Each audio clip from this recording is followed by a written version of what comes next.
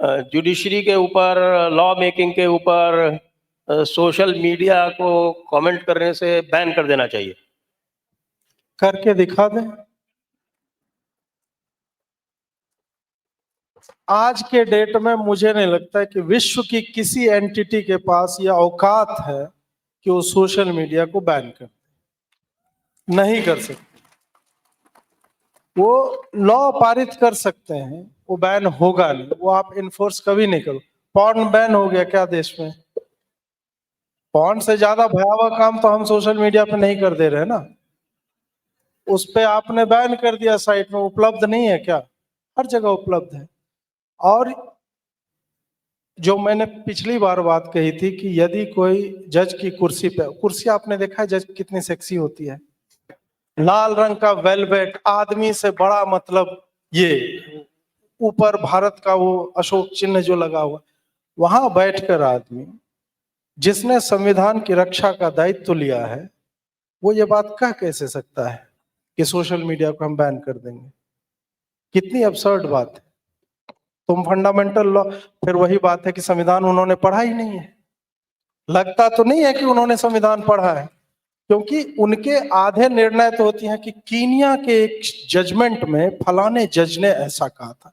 अबे तुम भारत के जज हो, तुम्हारे पास भारतीय न्याय संहिता है, तुम्हारे पास भारत का संविधान है, तुम ऑस्कर वाइल्ड के पीछे काहे जा रहे हो, या साउथ अफ्रीकन कोर्ट? वहां जो सिस्टम ऑफ अपॉइंटमेंट ऑफ जजेज है वो फॉलो नहीं करोगे। पूरा मतलब जो दुनिया भर की बकलोली इनसे करवा लो, जो एक्चुअल में किताब में लिखा हुआ है बाय द बुक, जो जाना चाहिए। जो वो सर जो अभी बता रहे थे कि भाई तुम अपना काम करने आए हो। मैं मान लीजिए कि एक आईटी प्रोफेशनल हूं या एमबीए का आदमी हूं, मुझे एक्सेल शीट पे काम करना है, मैं एक्सेल शीट पे काम करूंगा कि मैं उसमें एनिमेशन बनाने लगूंगा? जज वहां पे एक्सेल शीट में एनिमेशन बना रहा है। अधिकतर जज यही कर रहे हैं कि यार कानून किताब उताब ठीक है, आप जो आर्गुमेंट भी दे रहे हो वो भी ठीक है, लेकिन संभल में आगे खुदाई मत करो यार। क्यों क्यों नहीं करे खुदाई? तुमसे वही प्रश्न ही किया गया है कि वहां नीचे मंदिर है कि मस्जिद है, उसका एक ही तरीका है। मतलब अभी टेक्नोलॉजी नहीं आई है कि मतलब बिना खुदाई किए पूरा स्ट्रक्चर का हम सोनार से या रडार से जो भी स्ट्रक्चर निकाल लें, नहीं आई वैसे टेक्नोलॉजी, तो भाई खुदाई करनी पड़ेगी। बाकी टाइम तो करवा लेते हो। जब उनके तरफ से उनके लोग जो अपने पर्सनल लॉ बोर्ड और पूरा एक, आप देखो कि जुडिशरी के पैरेलल किस तरह की संस्थाएं काम करती, जो प्रेशर ग्रुप की तरह काम करती है। आतंकवादियों के लिए इनके मुंह से किस तरह के शब्द निकलते हैं। और जस्टिस सूर्यकांत जो अब चीफ जस्टिस, उन्होंने जो कहा था। और एक बात और देखो कि ये इतने डरपोक होते हैं कि ऑर्डर में वही बात नहीं लिखेंगे जो इन्होंने ज्ञान वृष्टि की है।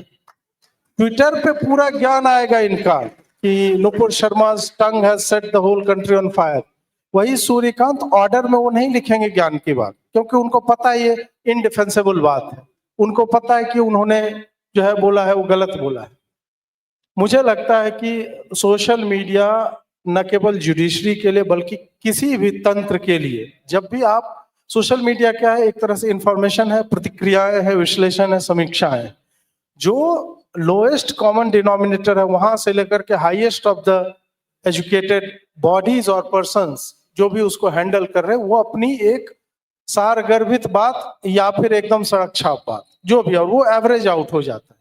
वो आपको दे रहे हैं तंत्र की आलोचना के लिए, उसको मुझे लगता है कि उन्हें पॉजिटिवली लेना चाहिए। तुम नहीं लोगे, तुम बुजुर्ग हो चुके हैं, तुम्हें आईफोन एंड्रॉइड समझ में नहीं आता, ये भी मैं समझता हूँ। जो बोल रहे हैं ना कि आप सोशल मीडिया के एक्सेस, पागल हो जाएगा आदमी। जिसको नहीं पता है उस आयु वर्ग का व्यक्ति जो अभी 60 साल का है, नो ऑफेंस टू आप लोग जो बैठे हैं उनको नहीं, बट मैं बता रहा हूं कि एक जो क्लोज सिस्टम में रहता है, जिसका इंटरेक्शन इतना हाईली लिमिटेड है कि उसको पता ही नहीं कि समाज में मैं ये जो बोल रहा हूं। आप सोचो ना कि यशवंत वर्मा घर से नोटों की जली हुई बोरियां मिलती हैं और उसको ट्रांसफर किया गया। कितना भद्दा मजाक है ये कि नहीं नहीं तुम दिल्ली में पैसा नहीं कमा सकते हो इससे, इलाहाबाद जाओ यार, तुम इलाहाबाद में हमारी बढ़िया सिस्टम है, इलाहाबाद में है। यही किया ना।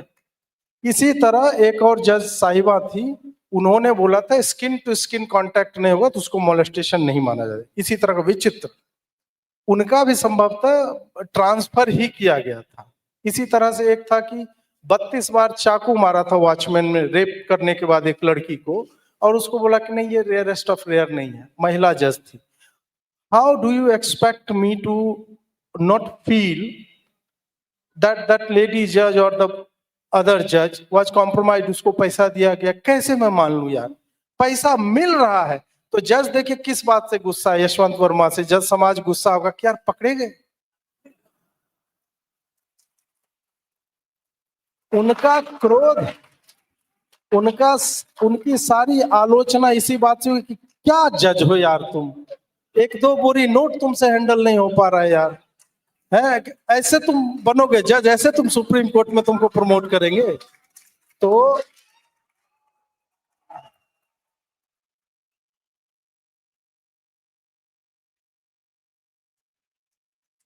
आप लोग एक दो कंटेम्प्ट और करवाइएगा हमसे, हैं? तो कॉलेजियम वाले पांचों जो बुजुर्ग बैठे होंगे किताब में लिखे होंगे कि इसका एक नेगेटिव पॉइंट लिखो, ये पैसा इसका पकड़ लिया गया, ये जज बनने, सुप्रीम कोर्ट का तो बनने लायक नहीं है ये, but for all the different reasons obviously. तो यही है, अब भगवान भरोसे चल रहा है, हमको तो यही लगता है भगवान भरोसे चल रहा है, कुछ लोग काम कर रहे हैं उसी से चल रहा है। बाकी क्या है कि रैंडम दिन रैंडम आदमी उठा करके ले जाएगा, जेल में डालेगा। मुझ में ये स्पष्टता है, मैं ये लड़ाई जो लड़ रहा हूं, मैं जानता हूं मैं एक एक शब्द जो यहाँ पे बोल रहा हूं that can be construed at, मतलब कि ये आदमी जो है गरिमा गिरा रहा है, खुद जहां बैठे हैं उनसे उनको कोई मतलब नहीं है। फिर भी मुझे लगता है कि हमें बोलना चाहिए, हम नहीं बोलेंगे तो ये लोग भारत माँ की छाती पे चाकू लेके चढ़े हुए हैं। ये अशोक स्तंभ जो यहाँ पे इनके लगा रहता है जिसपे लिखा हो यथो धर्म तथो जय, तो धर्म के पहले अशब्द जो लगा अधर्म करके वो उसकी जीत जो ये करवा रहे हैं, और वही होता है। और एक और मैं मतलब साधारण बोलचाल की भाषा में बोल दूं इलाहाबाद हाईकोर्ट के बारे में, हालांकि जस्टिस काटजू ने बोला था देयर इज समथिंग रॉटन है, चलता वो भाषा में कहा गया था, कोई आदमी था वो केस हार गया, उसका पैसा भी ठीक ठाक था, बोले चूतिया आदमी क्या है, एग्जैक्टली यही बोला गया कि तुम्हारे पास पैसा है, इलाहाबाद हाईकोर्ट में तुम केस हार गए, कैसे आदमी हो यार तुम। ये है जुडिशरी की छवि, और जुडिशरी को इन शब्दों का ऑफेंस नहीं लेना चाहिए।